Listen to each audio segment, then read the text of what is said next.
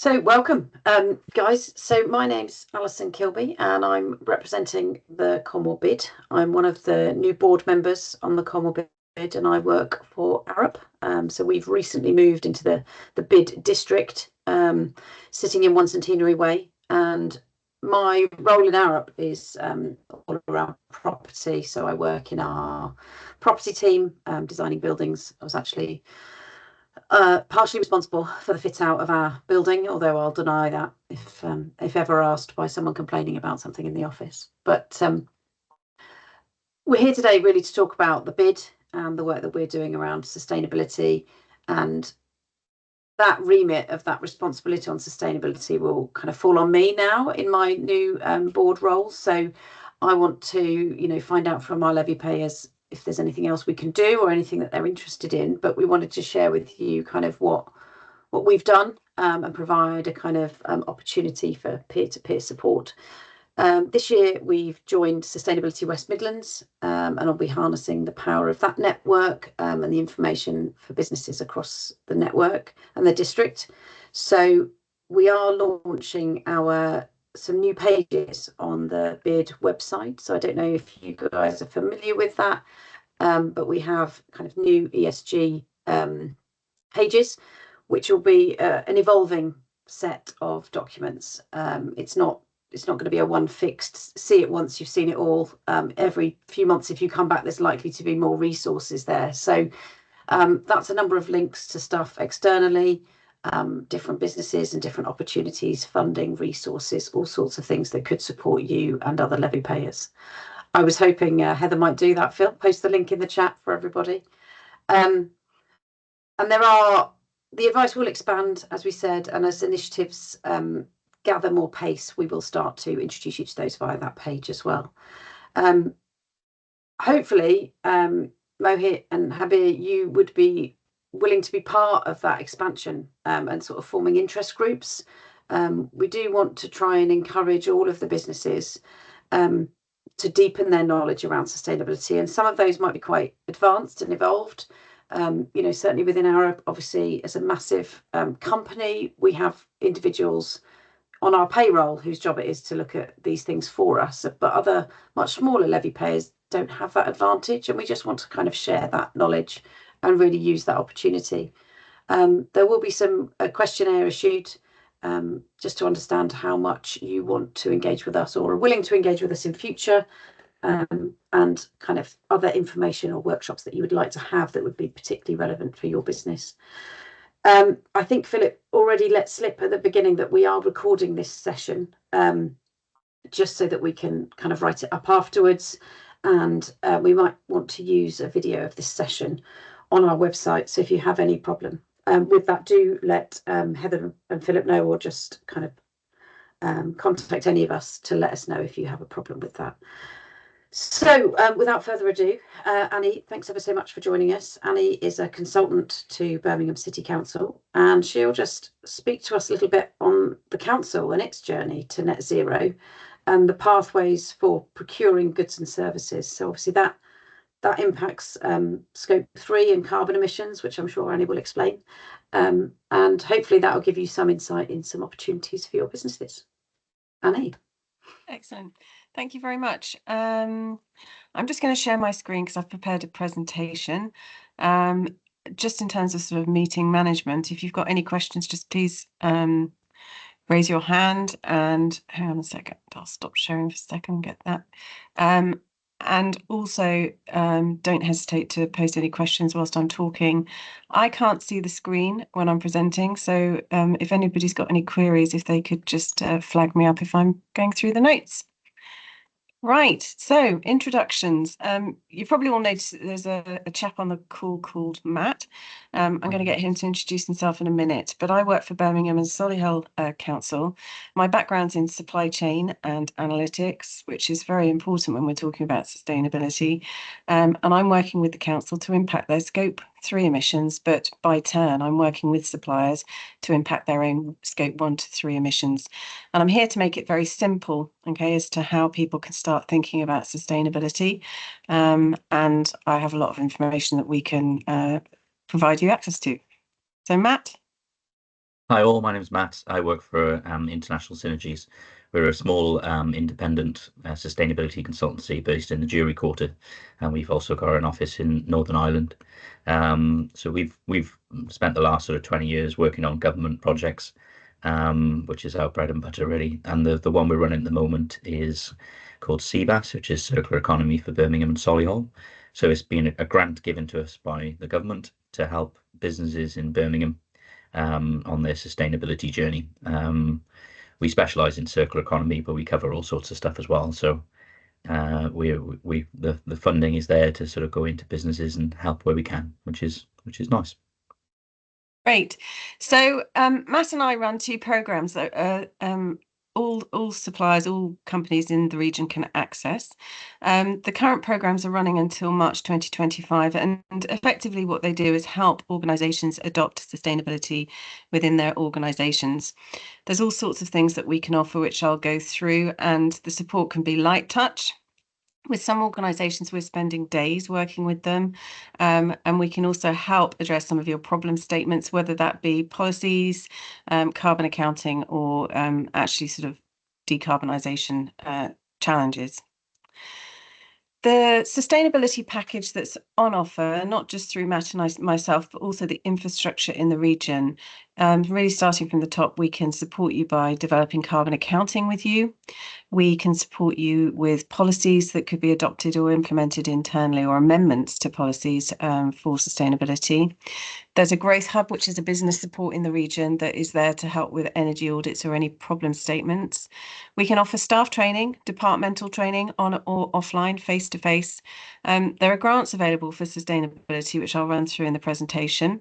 Matt's here to talk about circular economy, which is quite a real life case study around being able to repurpose waste. We also can help with suppliers and behaviours around hard sustainability measures.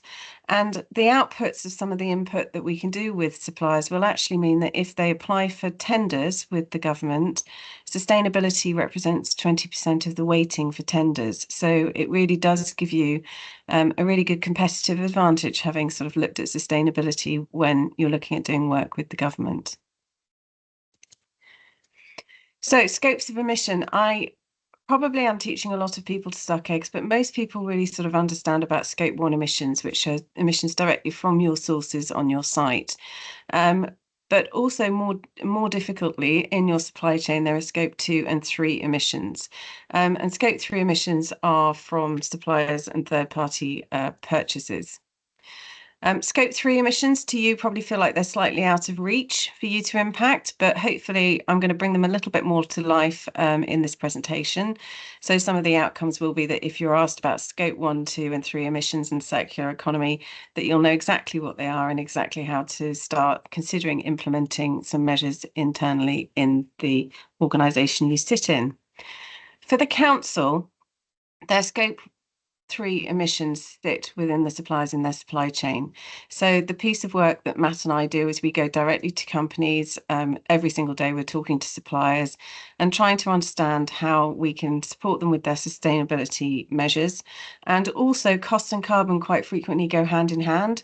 So if an organisation is running a process or some equipment relatively inefficiently because it's quite carbon heavy, we can support them with grants and processes and behaviour changes that are going to help drive down their costs.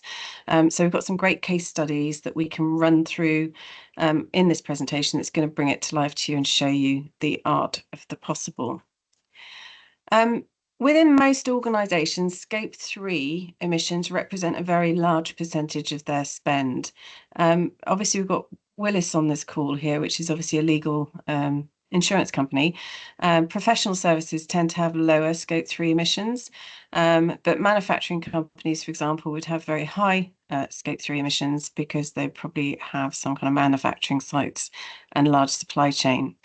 For the government, their scope 3 emissions can be anything from care homes to schools to prisons. So we're getting engaged with all sorts of organisations to help understand what their supply chain is made up of and where we can support them with decarbonisation. Right, so scope 3 emissions. When we're talking about sustainability, scope 3 emissions quite often are talking about carbon or carbon reduction. But just to sort of get your head around scope 3 is that we are actually quite skilled at making scope 3 decisions in our lives. We're particularly skilled around making it for recycling and even for plastic. So in this visual here, I'm sure when you in your home, if you're buying straws, you might consider whether you're going to buy paper or plastic.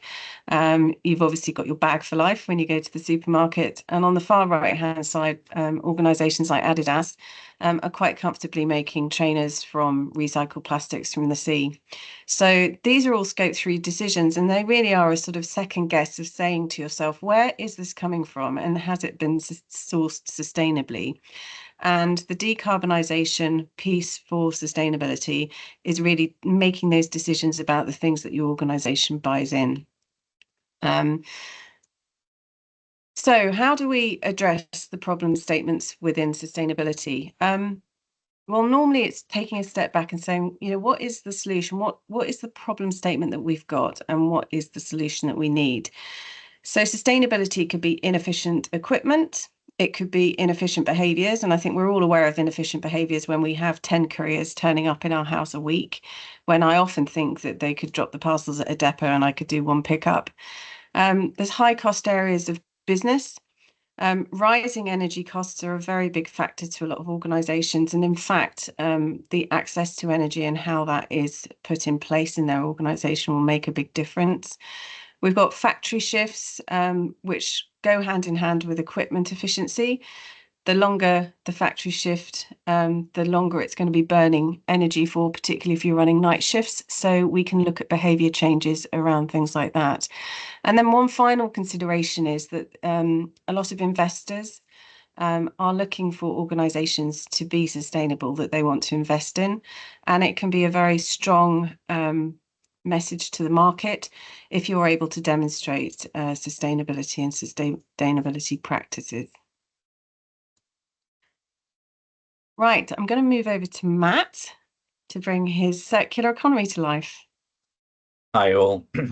Yeah, so like I mentioned in my introduction, it's good that when you can get something for free, and this is a free service that's been offered by the government through an SPF funded project, and obviously paid for by Birmingham Solihull Council. So it's to sort of start people on their sustainability journey. Like I said, we're a consultancy, so we've got sort of 20 consultants working across all sorts of disciplines. So if I won't be able to help you, somebody will. And there's this sort of free one-to-one support to get you started. So Colmore are going to actually have us in at the beginning of December, and we're going to have a look, see if we can help with you guys. Included in that is some free training events, such as carbon literacy and best practice in waste management and how to make your office more green, etc., etc. And that's free as well. And then there's some of the software. So we've produced this software called Synergy, and we've been sort of on and off for the last 15 years. I've had it running, and it's kind of like a Facebook marketplace for waste. So the way that they refer to waste is not waste, it's just a resource in the wrong place. So that's what they like to sort of look at it. So rather than chucking something out, it's finding a place for it. So the software is free to use under this grant as well. And there's a couple of hundred businesses across Birmingham, Solihull on it. And the hope is that people will be able to upload what they're currently paying to get rid of, no matter how weird or bizarre it is. And maybe there's another company who'll be able to take it. So IKEA use it. The shopping centre in Solihull, I keep forgetting, Touchwood, they're on it as well. So they've got quite a lot of shops that have sort of fit outs and getting rid of all sorts of stuff, coat hangers and tables and chairs and office equipment, all sorts of things are on there. So we're encouraging people, the more people that we can get to use the platform, the more circular it'll become. And because it's Birmingham and Solihull, everything's quite close. So it means that, it's just a fact of picking up the phone and saying, I've heard you're getting rid of this. Can we come and get it off you? Or there's been cases where they've been happy to deliver it in a van as well, just to get it off their premises rather than paying for it. So that's what the program is. So yes, it does prove to be quite efficient, because Matt calls it waste, but it's not really waste. There could be a printing company desperately trying to get rid of paper. A lot of the resources we've repurposed into suppliers across supply chain where they were previously buying the resources. So you can also, in the Synergy software, you can find out where there might be latent capacity in warehouses. Yeah. And you do quite a lot, Matt, around metal as well. Is that right? Yeah, as in metal recycling. Yeah, in large or small quantities. We're working with the Cast Metal Association as well. So it's there's lots of stuff on there that's useful. Brilliant. I'll just move on to the next slide. Thank you. So yeah, the engagement process is basically we'll just come to your office and do a sort of a diagnosis and really just ask what you need help with. And like I said, because there's about 20 consultants and we've got people who specialize in different things. If it's not, for instance, I specialize in carbon reporting. So my job before this, I worked for a manufacturing company and it was just gathering all the data to reduce their sort of greenhouse gas emissions reporting. So there's some free software that we use to do that, and we can download that for you and show you the process of starting to measure your scope 1, 2, 3. And then if you wanted to set any science-based targets and reduction targets, we can go through that with you as well. But like I said, that third box there where it says we'll provide you with a menu card, it's basically to give you a list of things that we could help with, and you pick, well, actually, I wouldn't mind having some free support on this. And like I said, it's free funding. It's from the government. It's worth doing. Yeah. Absolutely. Yeah, just that was just some simple things that we could help with. So having a look at your environmental policy and procedure, seeing if you wanted to push for ISO 14001 and what you would need to do that. And like I said about the greenhouse gas carbon reporting that we can help with. So it's not just, if you're not a big manufacturing company who's got lots of waste streams knocking around. I think they said there's somebody on the call who works in financial legal services. So having an environmental policy and also being able to report your carbon, greenhouse gas reporting is something that we could help with even for small offices, because it helps with tendering in the future as well. So but by 2026, it'll become a legal requirement to report your scope 1, 2 emissions anyway. So it's good to have this training in place when it's free, and download the sort of free software and get used to using it. And then when it comes to, if people ask the question of like, well, what sustainability, what environmental policies have you got in place to have sort of your scope 1, 2, 3 carbon emissions being reported on, and having some actual data will help, because without recording the data, we can't put a plan. Like people like Annie can't put a sort of a decarbonisation plan in place, because the first is sort of to measure, to find out, well, what are we producing? Because if you want to reduce it, is to get that figure first. Next slide, please. Yep. So this was, for instance, we went into a I think this was something that we sent to I don't know if you heard about it, in Birmingham, there's a place called Acker's Adventure, and they sort of do sort of it's like an adventure park, but they do sort of woodworking and archery days, and they've got a ski slope, and it's all sort of orienteering. A lot of scout groups and things like that go there. So we went there and we did sort of their waste streams. So this is all the stuff that they were producing, and we were able to find them outlets for that to go to, rather than in the bin, which is going to save them money, because obviously as a business you've got to pay to take your waste away. So you could find someone to take it for free, or even them pay you to take it. That's advantageous to everyone, isn't it? So they had some food waste. So there's a company CIC in Birmingham called Friends of the Earth, and they've got a big community garden, and they've started dotting different community gardens around Birmingham, and they want to move into Solihull, and they specialise in compost. I don't know if there's something called the compost culture, and so they've started to take in lots of food waste and use coffee grounds and all sorts there to sort of help that. So that's their food waste going somewhere that they don't have to pay for. Cardboard and paper and glass can all be recycled as wood pallets, and there's recycling for those, and they chip them down and repurpose them. IT equipment. There's a company in Birmingham called Cognition Cloud who take old IT equipment and use all the precious metals from out of it. So rather than have to pay to take it away, you can get rid of your IT equipment for free, even the obsolete stuff, and then actually repurposing. And yeah, rather than go into landfill or getting incinerated, the precious metals inside there are being reused. So, that's saving you carbon as well, in a circular way. This last one, Birmingham Play Care Network, it was quite a good sort of a nice story with that. There's a company in Solihull called Dalen, and they produce furniture for the NHS, but one of their byproducts is when they plastic coat certain items, they're left with these little plastic bricks, and they were paying something like £16,000 a year to get rid of these bricks. And the Birmingham Play Care Network had some pictures. We sent them some pictures and said, would they be useful? And now they're using them in art projects. So they've built this playground, and part of the playground had to have sort of exorbitant plastic, and they've used all the plastic bricks from Dalen that they gave them that were just a byproduct. So that's saved the carbon of having to make new virgin plastic, and from a company who was paying to get rid of them. So yeah, this circular economy is definitely the way forward when it comes to sort of reducing your costs and carbon emissions.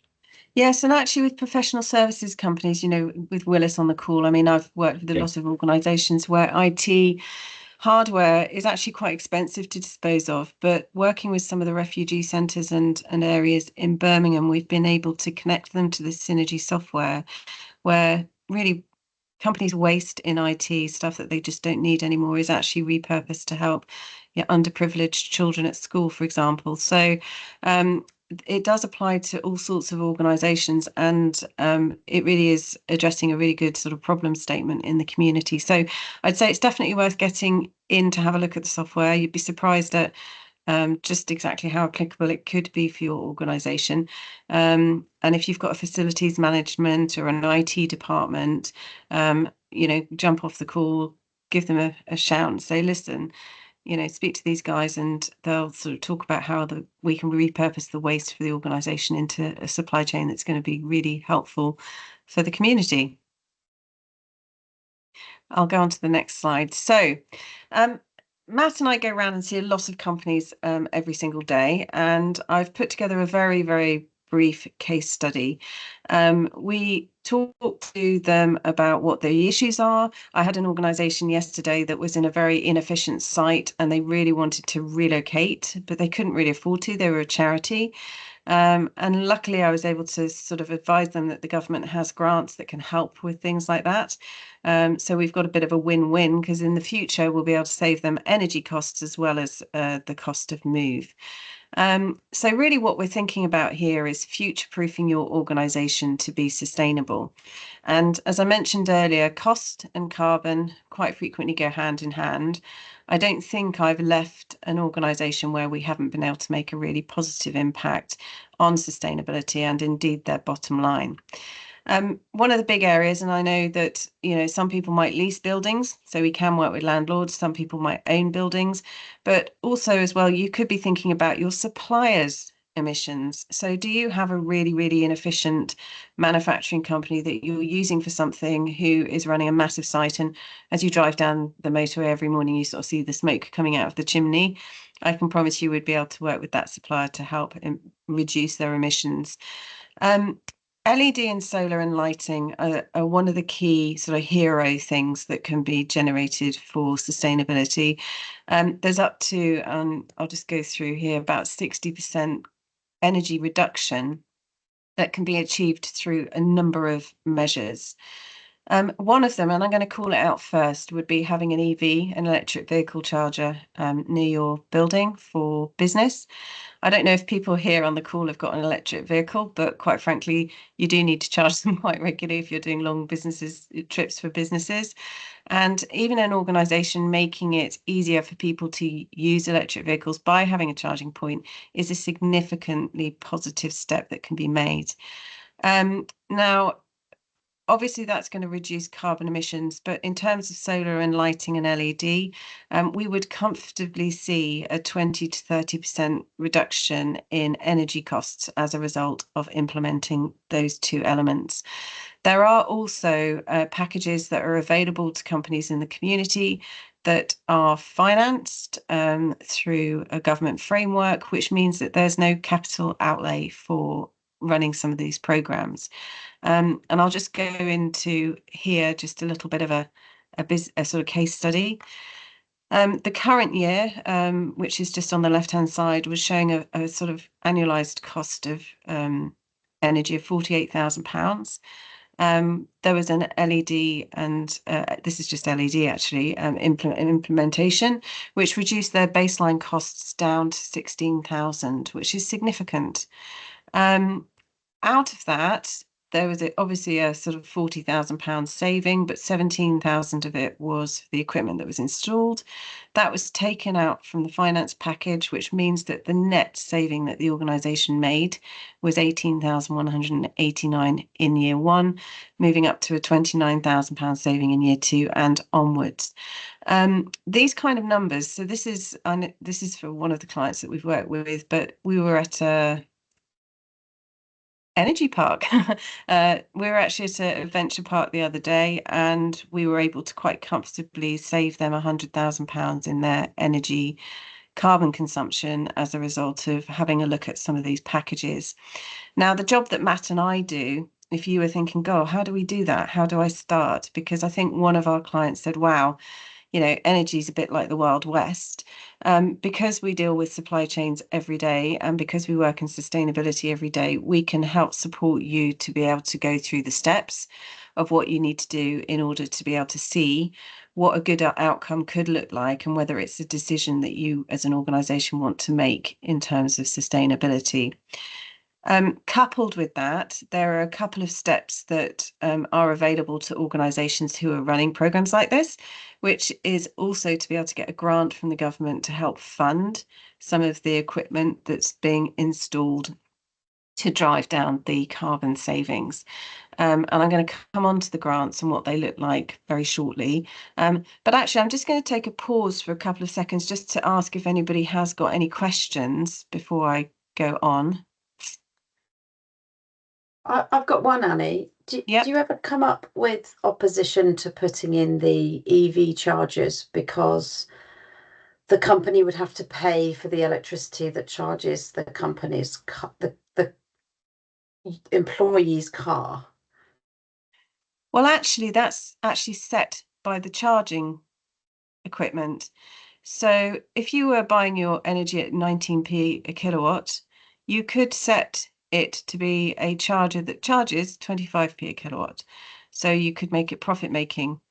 So you're suggesting it's like a not a like a private charge point. It's a paid for charge point that people have to tap and pay to charge. Yeah, it's very common. I'm probably teaching you to suck eggs, Alison, but it's very common with an electric vehicle charger that if you go to it, you would have to pay to use it. I don't really know anymore. Maybe in Glasgow, because they had some environmental meetings there a couple of years ago. There's a lot of free chargers in Edinburgh and Glasgow, but they're not very common elsewhere. So I wouldn't expect free charging to be available to employees or to visitors. And if it was, it would be a taxable benefit, I'm pretty sure.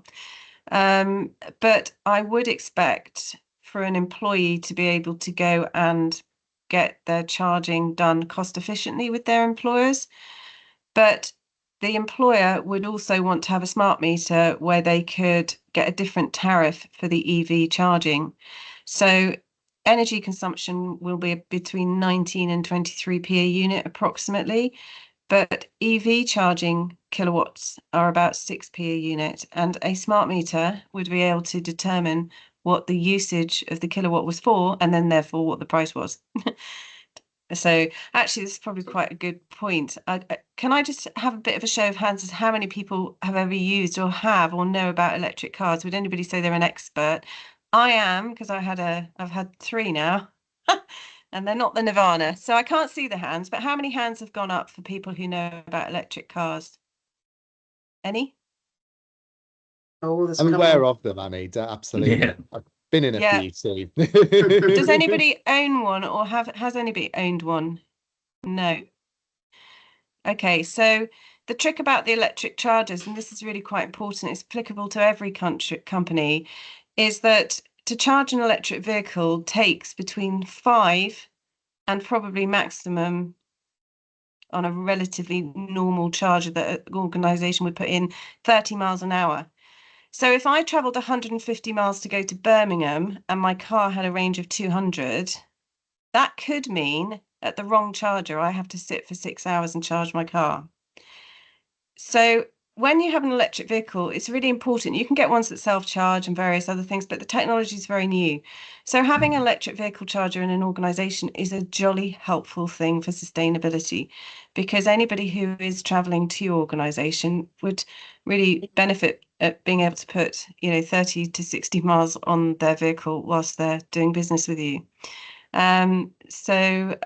Just so you're aware, so if you want any help with electric vehicle charging and grants to support that, then give us a call after the session and we can talk your company through that, because it's a really nice measure.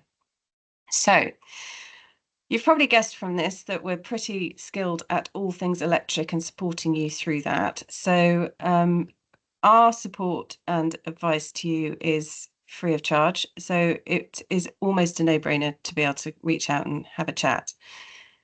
So if an organisation is thinking about moving into sustainability, it's very academic and it can be quite challenging, because you're sort of like, well, where do I start? Well, there are two things. There are soft measures that you can do, and there are hard measures. Now, soft measures are things as basic as, do you have sustainability on your website? Do you have a sustainability champion in your business?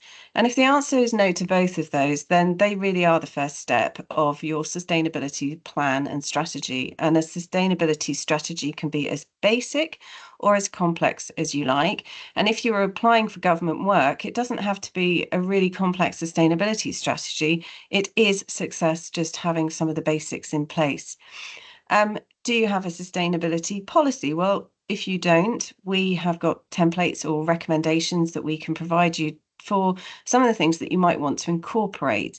And a sustainability policy could be something as simple as there's a government funded cycle to work scheme, and where you can get 50% off a bicycle, which is strange. But you may also have an internal lift sharing scheme where people can put their names down for regular commutes and how they can share.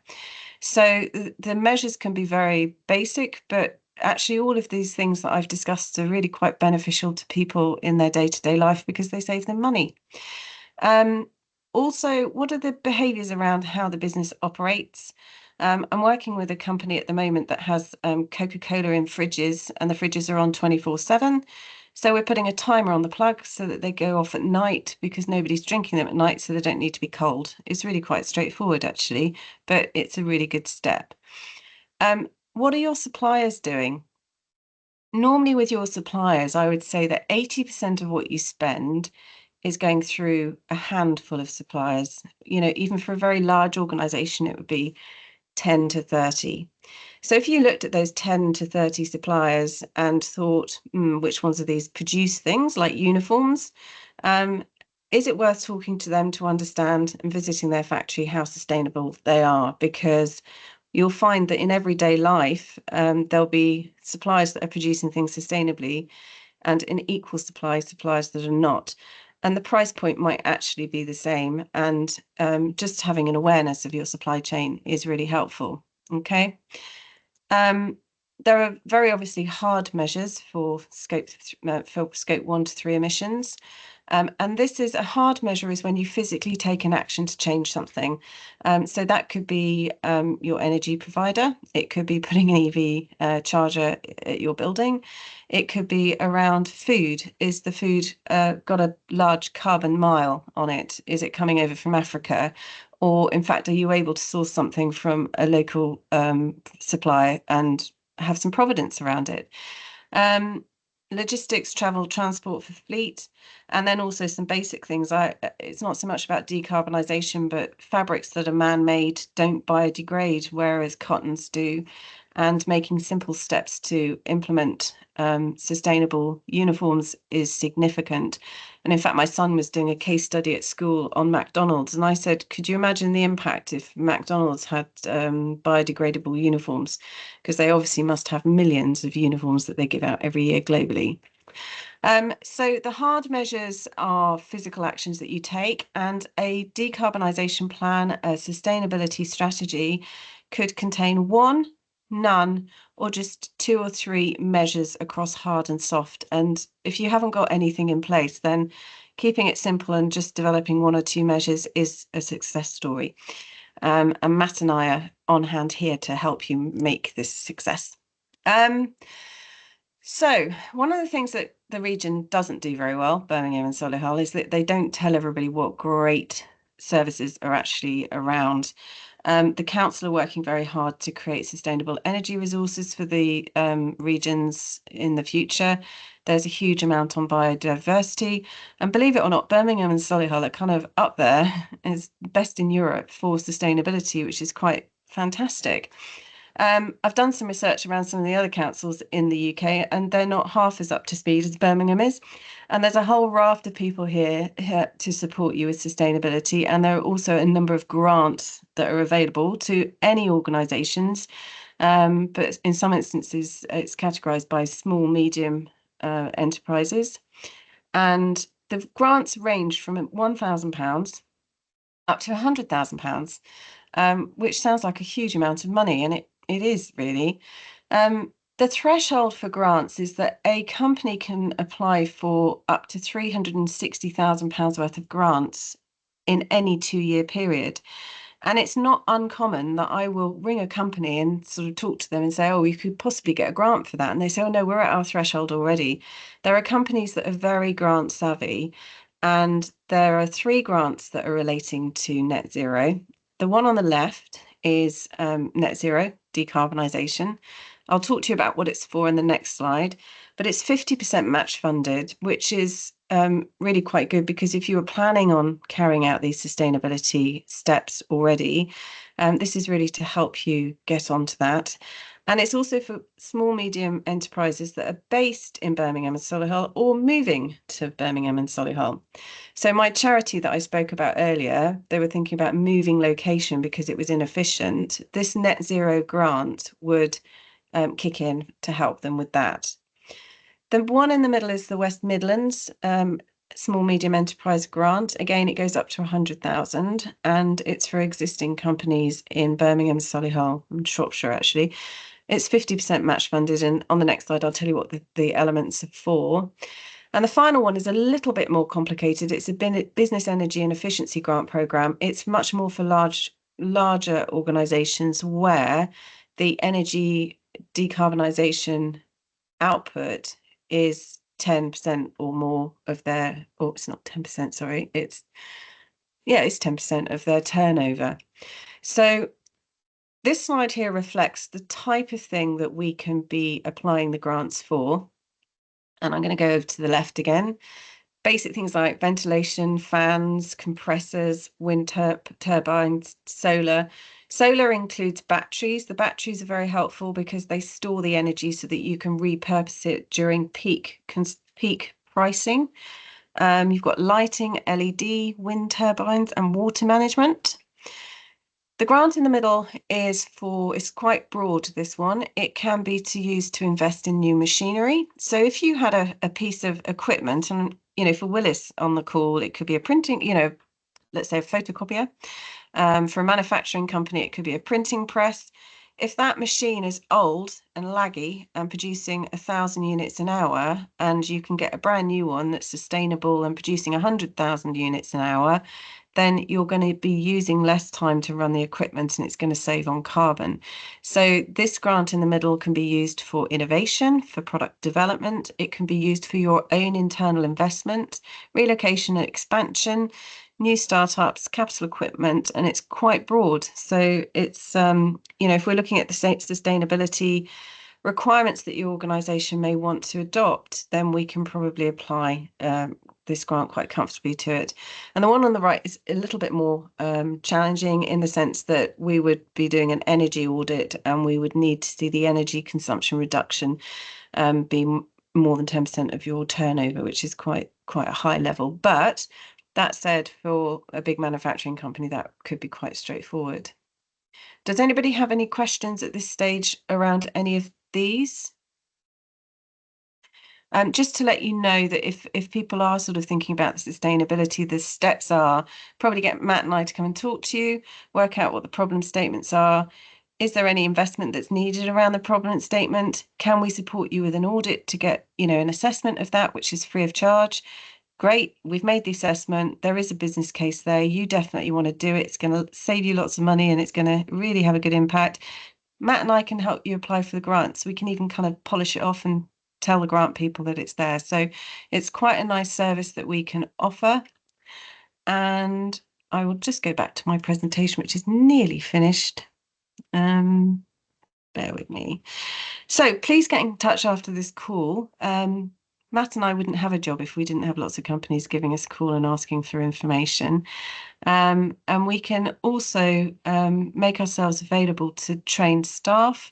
We're very good in front of public audiences. There's carbon accounting, there's carbon emissions, and we can even take data from your supply chain and put it into a reasonable order to be able to identify the priorities that you need to address your decarbonisation. So does anybody have any questions at this stage? Oh, thank you.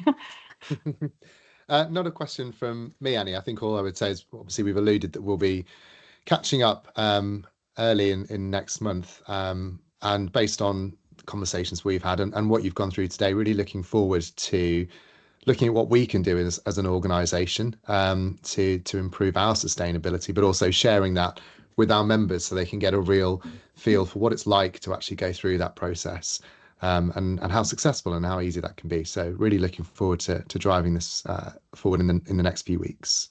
Brilliant. Excellent. Yeah, I'll Alison. drop you in both aligned. So, Sorry. So Sorry, Alison. Alison. Yeah, no, I was just going to kind of ask, with the grant applications, what kind of percentage are successful? Do you find that most get the funding that they ask for, or? It's a really good question, Alison. I put myself in the supplier's shoes. I know you work with Arup, and actually navigating applying for a grant, if you didn't know, is quite difficult. So I've created a pack for any companies that we work with that gives them all the tools and equipment that we've discussed across everything, but also gives them the links and the step-by-step guide as to what they need to do. If they've dealt with Matt or I speak to the grant office every week, and I also speak to the energy audit team every week, and we want to have successful case studies. So we're prioritising anything that we're referring in to make sure that the reviews are there. And also I'm working very hard with the grant office to make sure that when the applications are made, that they are accurate and can be fulfilled. So what is interesting is that in terms of grants for sustainability, there's something like £2 billion worth of grants available. And Birmingham's one of the biggest councils, and they want success stories. I find it extraordinary that it doesn't feel like they can't quite give the grant money away, but I do get the impression that they seem to sort of struggle to get people to apply for grants. I can see why, because it's not easy. But Matt and I have mapped it all out, and we can support the suppliers with a very simple, straightforward route to making any applications. I think that's really useful, because I think there's quite often little niggles that you just have to know that this is what they're looking for in this box. Yeah, and if you don't achieve it, it's in the bin. So that's the trick is that they use an external company to do an energy audit that's a prerequisite for the successful grant application, and they're not too responsive unless you've got somebody at the council banging people over the heads to sort of make sure it's done, and that's what Matt and I are doing. So we're also just trying to demystify and simplify these routes so that it's commonly available. Whose dog was that? That was Philip's. It's always a risk, isn't it? No, thanks, Annie. That was really useful.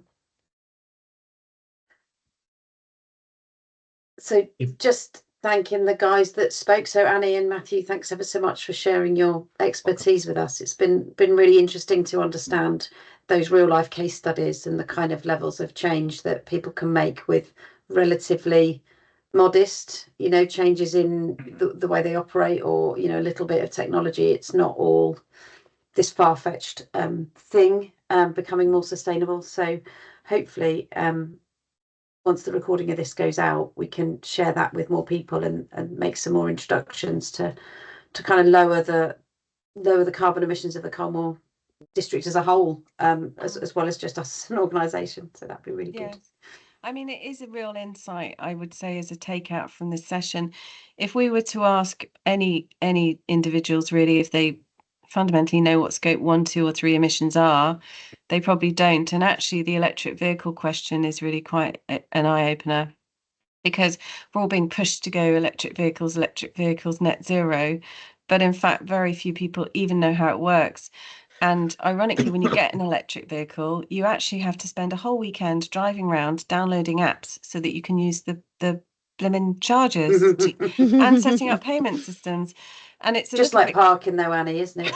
How many parking apps have we all got on our phone? If you've got chargers and parking, I mean, I pray for your data. Yeah.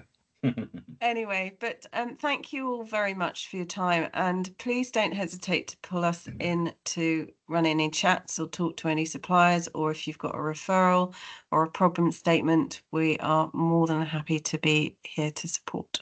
Picking up on the point about dissemination, we've said this several times, haven't we? But we will upload this, and John's going to write a précis of it as well, and then we'll have links and so on, and that will help populate the ESG pages that we've launched today. So it all kind of comes together quite nicely. So we're on the beginning of quite a long journey here, I think, now. But thanks for everybody for today. That's been great. And my dog's just come to say hello across here. So, but he's silent at the moment. Good stuff. Excellent. Thank you very much. Thanks all. Excellent. Thank you, everyone. Bye. Thank you. Take care. Bye.